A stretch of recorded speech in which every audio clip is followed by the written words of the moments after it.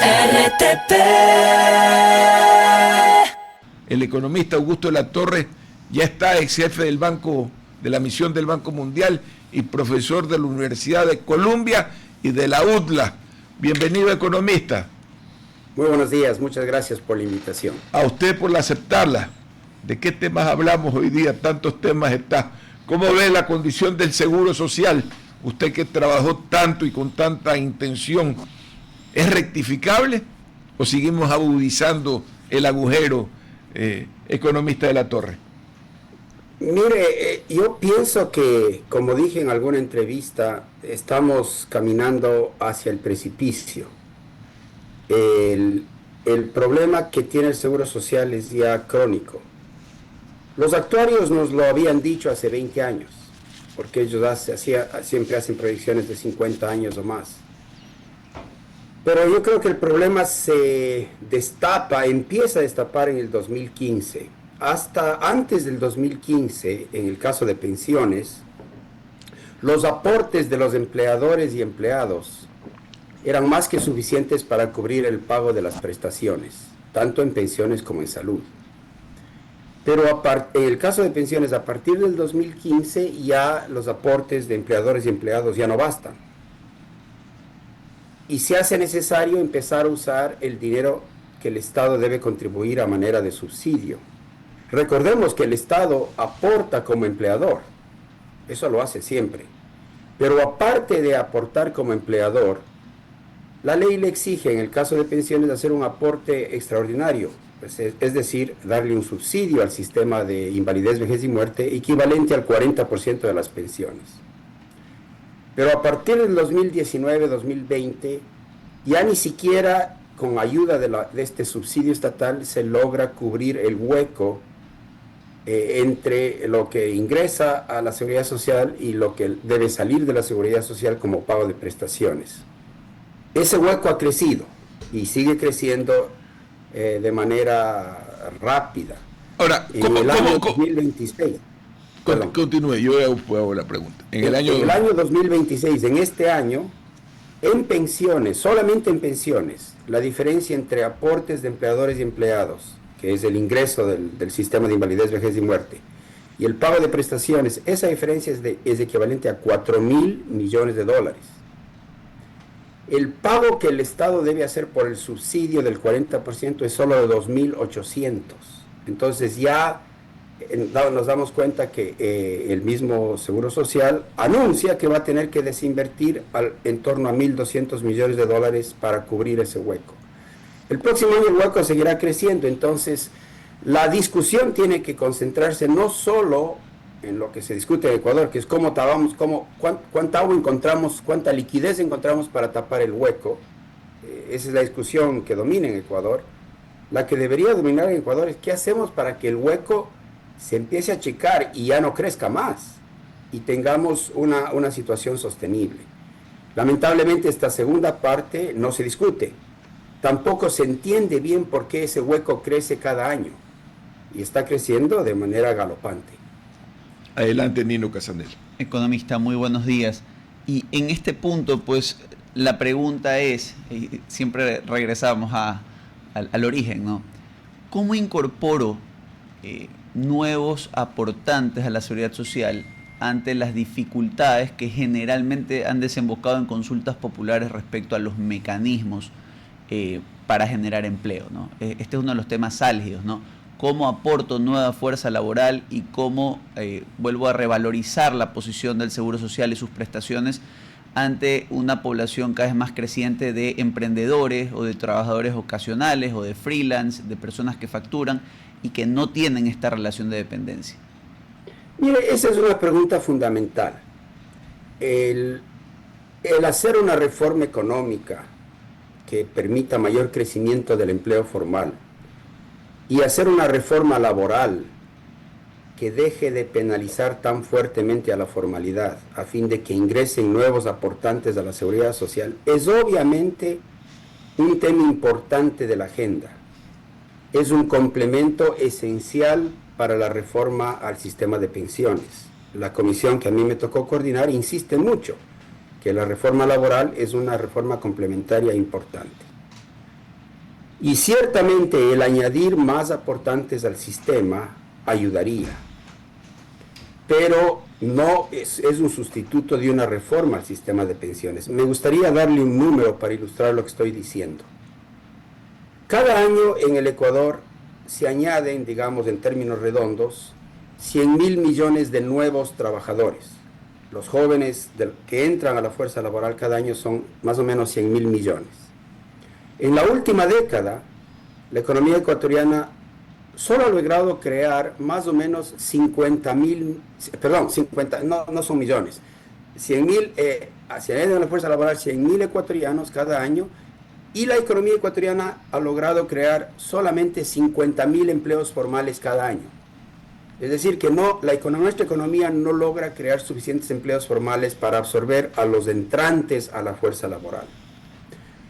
Para que se aumente el número de aportantes, tendríamos que crear empleos formales a un ritmo muchísimo mayor de 50.000 por año.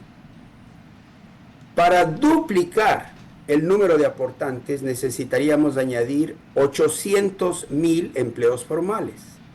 Si solo añadimos 50.000 por año, imagínense cuánto tiempo y cuántas reformas y cuánto crecimiento vamos a necesitar para poder duplicar el número de aportantes. Entonces es importante que ingresen más aportantes al sistema, pero no basta.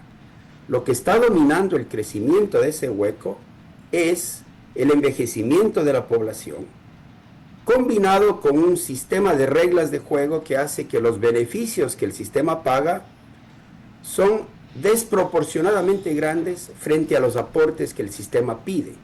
Y eso nos pasa tanto en salud como en pensiones. Entonces el hueco crece y crece y crece porque lo hemos diseñado para dar beneficios que son desproporcionados ante los aportes, y porque, y esa es la variable dominante, porque el número de beneficiarios, de jubilados, está creciendo muchísimo más rápido que el número de aportantes. Tome usted la última década. En la última década el número de jubilados creció a un ritmo de casi 10% por año, pero el número de aportantes creció a un ritmo de solamente 1% por año. Y más sobrevida, economista también, pues, ¿no? Claro, la expectativa de vida hace que disfrutemos de la jubilación por muchos más años, de manera que el costo de la prestación de jubilación sube. 7:17, continúa la entrevista a David Rodríguez. Adelante, abogado Rodríguez. Gracias. ¿Cómo está, economista? Un gusto saludarlo. Igual. La pregunta que hacía el doctor Casanello hace un momento y nos plantea una arista del problema, que es la falta de ingreso de nuevos aportantes a la seguridad social, una arista que es, digamos que la parte privada, pero también hay un problema en la parte pública, es decir, el Estado se ha convertido en un enemigo de la seguridad social en este país, y lo digo con toda claridad, porque no ha dejado que la seguridad social pueda desarrollar sus actividades en libertad.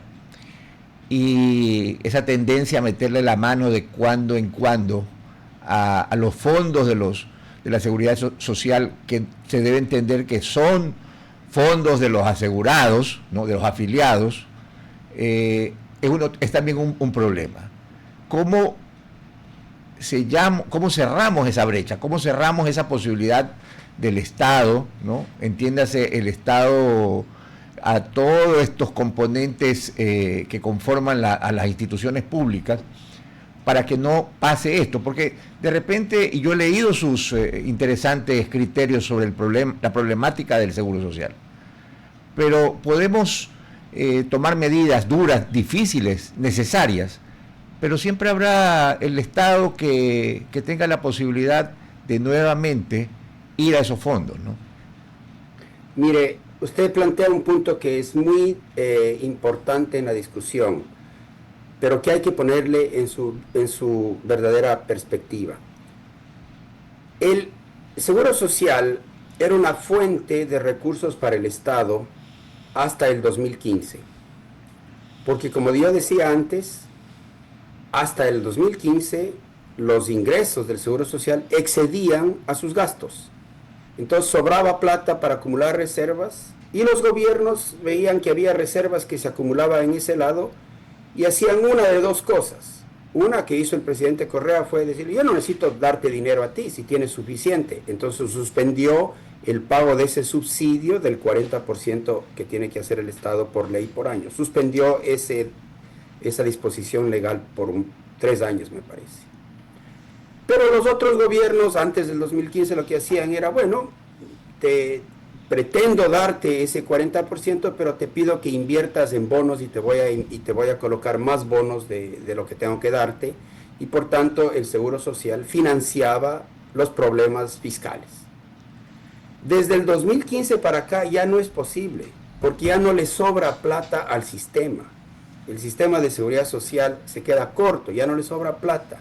Entonces ya no es fácil para el Estado sacarle dinero, porque ya no hay dinero del cual sacarle. El Seguro Social tiene que ir más bien utilizando sus reservas para cubrir el pago de prestaciones. Entonces, claro que hay una deuda, hay unos problemas de deuda que no se ha documentado que el Estado le debe a la seguridad social, particularmente en el ámbito de salud.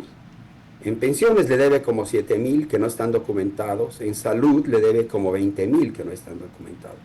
Y claramente hay que arreglar ese problema, hay que ponerse de acuerdo y hacer un plan de pagos.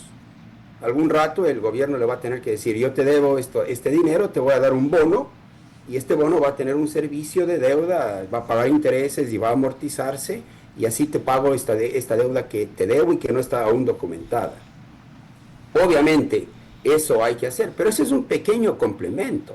Eso no nos reduce el tamaño del hueco, ni su crecimiento vertiginoso. Sí. Usted está usando una palabra bastante sólida, aunque signifique vacío, el hueco.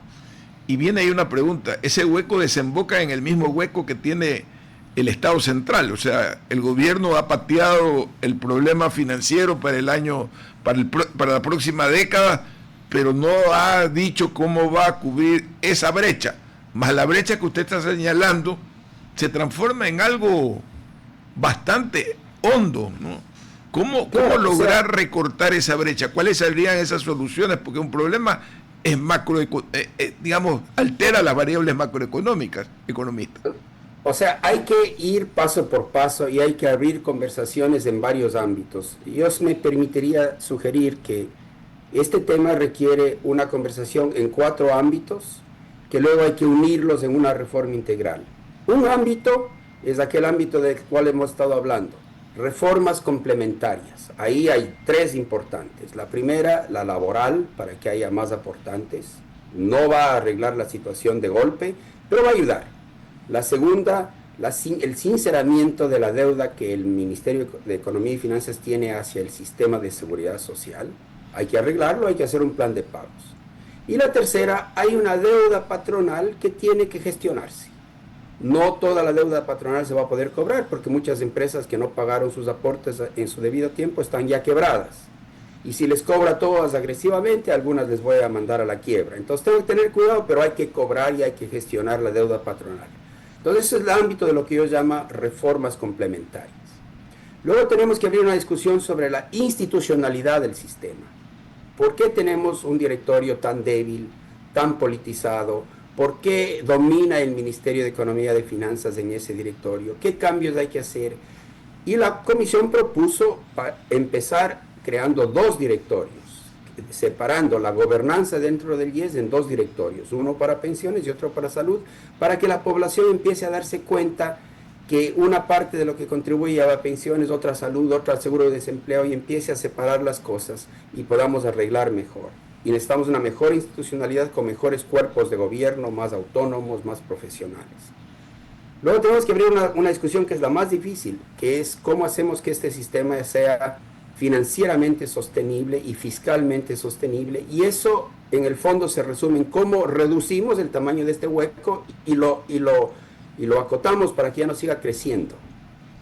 Y eso requiere 2 grandes discusiones. La primera, ¿cuál debería ser el subsidio que el Estado le va a dar al sistema?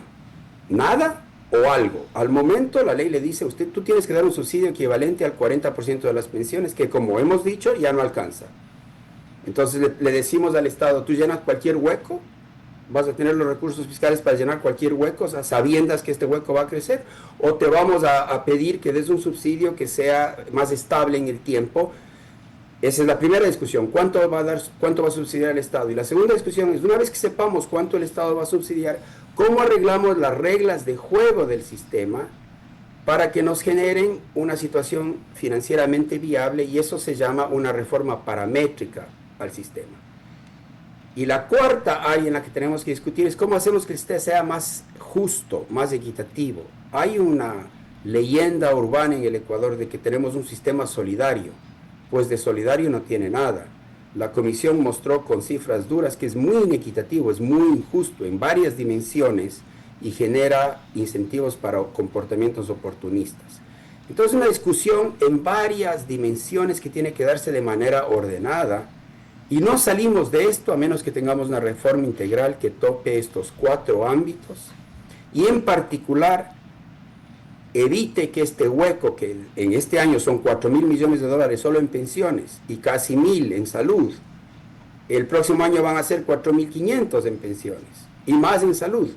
Ahora, entonces, eso no está contabilizado en el manejo. Sí está. O sea, si usted ve el informe del instituto, del directorio del Instituto Ecuatoriano de No, Salud, me refiero contabilizado en la contabilidad del Estado central, o sea, del gobierno, en las cuentas del Estado. ¿Está o no está? Sí las ha contabilizado. Hay que reconocer que el gobierno del presidente Lasso y el gobierno del presidente Noboa han pagado, hasta ahora, han hecho esos pagos del 40% bastante a tiempo y en su totalidad. Es por eso que el sistema no está, digamos, haciendo tanta agua como haría. Entonces, eso está en el presupuesto general del Estado. Ahora, que lo pueda pagar es otra cosa, pero está. El problema es que el hueco en el sistema de pensiones es más grande que ese subsidio del 40%. ¿Ha estudiado usted, que es un hombre estudioso, en ese hueco, cuánto es el nivel que contribuye a la corrupción estructural que hay en el sistema? Malas inversiones en el BIES, emisiones que han comprado que no han dado rendimiento y que aún algunas han sido perdidas, robo en el sector de la sanidad. ¿Cuánto influye eso en la estructura del costo del seguro? Los problemas de gestión, de mala gestión, de ineficiencia, de corrupción y de despilfarro están concentrados, en mi opinión, en 2 puntos. El principal es salud. En el sistema de salud hay mucha filtración, mucho despilfarro, mucha corrupción. Creo que esto lo sabemos todos los ecuatorianos por la prensa. Entonces eso implica que en el sistema de salud, aparte de una reforma que restaure una proporción entre pago de beneficios y aportes más razonable, necesitamos en salud hacer una gran reforma a la gestión y a la operación y pensar creativamente qué se puede hacer. Me parece a mí que una de las cosas que hay que hacer es que hay que separar la función del asegurador de salud de la función del prestador de servicios. Son 2 cosas muy distintas. Una cosa es quién me da la póliza de seguro para salud y otra cosa es quién me pone la inyección o me hace la operación. Y en el Ecuador no distinguimos estas 2 cosas. Entonces, en el sistema de salud tenemos un problema de que el asegurador no cobra primas suficientes para los beneficios que ofrece. Entonces, tenemos un problema financiero del asegurador.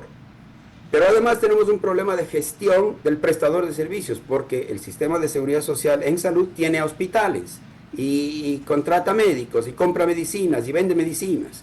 Entonces son 2 problemas separados.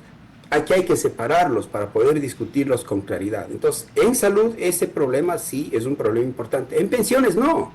En pensiones tenemos un equipo de pensiones pequeño, cuyos costos administrativos son bajos. Yo los estudié, los comparé con los de los otros países, son bajos. Es un grupo profesional. Ahí no hay problemas grandes de gestión. Lo que hay es un problema de diseño del sistema que está quebrado porque no le alcanza la plata que le ingresa. Pero sí había, y ya pasó la palabra a mis 2 compañeros, me he monopolizado un poco la pregunta, pero sí se detectó en pensiones ciertos pagos indebidos, falsedad instrumental. En todos los sistemas de pensiones hay ciertas filtraciones, pero eso es una migaja comparado con los 4.000 millones de dólares que tenemos. Adelante, Nino. Economista, quería aprovechar en uno de los factores que usted estableció como importantes pues, hacia una reforma. y es la mora patronal. ¿Por qué le preguntaba esto? Primero es, ¿qué cifra ha podido revisar usted respecto a aquello? Y lo segundo es, ¿hasta qué nivel se le ha auditado? Pues le planteo situaciones recurrentes en la seguridad social, ¿no? Hay reglamentos que permiten llevar el establecimiento de deudas pendientes hacia 20, 25, 30 años por denuncias actuales para tratar de lograr jubilaciones o prestaciones, y esto no termina jamás de asentar, por ejemplo, una cuenta por cobrar en el sistema. ¿Cuánto es la cifra de mora patronal y qué tan auditada está, digamos, de cara a esta variable que usted plantea? Mire, no hay un estimado bien hecho sobre el tamaño de la mora patronal. Yo me imagino que no es más de unos 2.000 millones de dólares. Pero eso yo lo estoy adivinando. Porque si la mora del Estado, o digamos de la deuda no documentada del Estado es 7.000 millones, dudo que la mora patronal sea mayor que esa. Pero no importa el número. Hay que tener una gestión. Hay que tener un plan de cobros. Y ese plan de cobros tiene que ser inteligente, porque tiene que tomar en cuenta la situación de las empresas, muchas de ellas quebradas, otras de ellas por quebrar. Entonces hay que cobrarles sin matarles.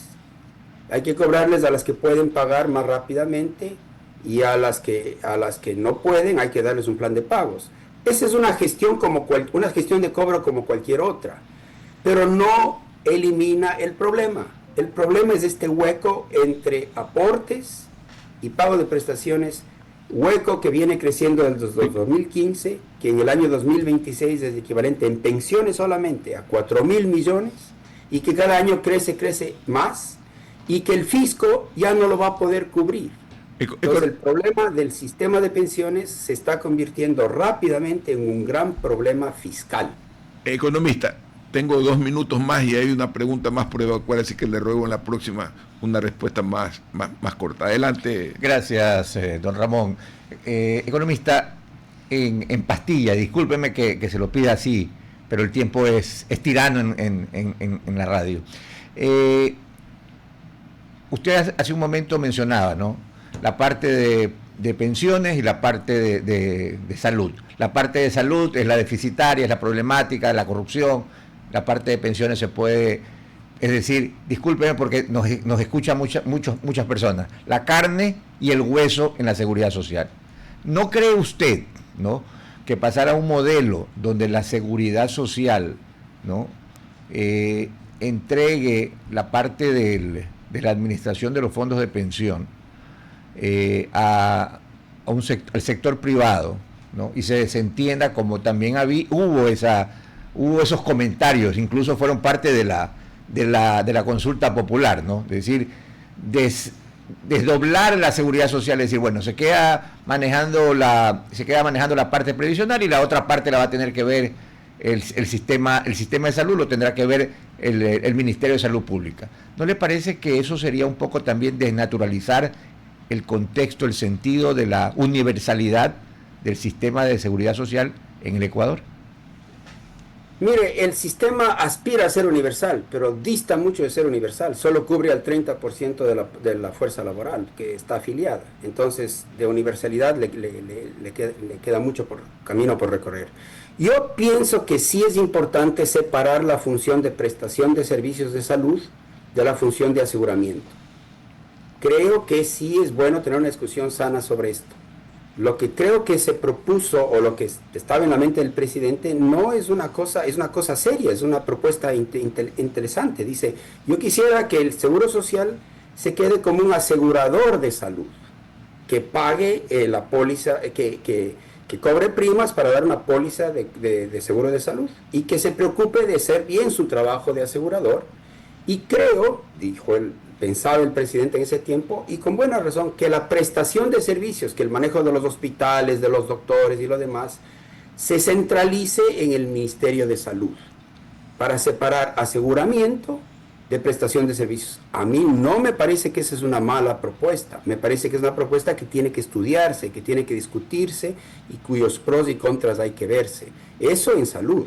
En pensiones, como le digo, el sistema no tiene un problema de gestión administrativa significativo, el problema es simplemente que está mal diseñado, que da beneficios demasiado grandes frente a los aportes y que ahora tiene un hueco que ya no sabemos cómo cubrirlo. Gracias, economista. Una gran mañana. Nosotros vamos al corte comercial. Muchas gracias por la invitación. A usted por la gentileza de acompañarnos. RTP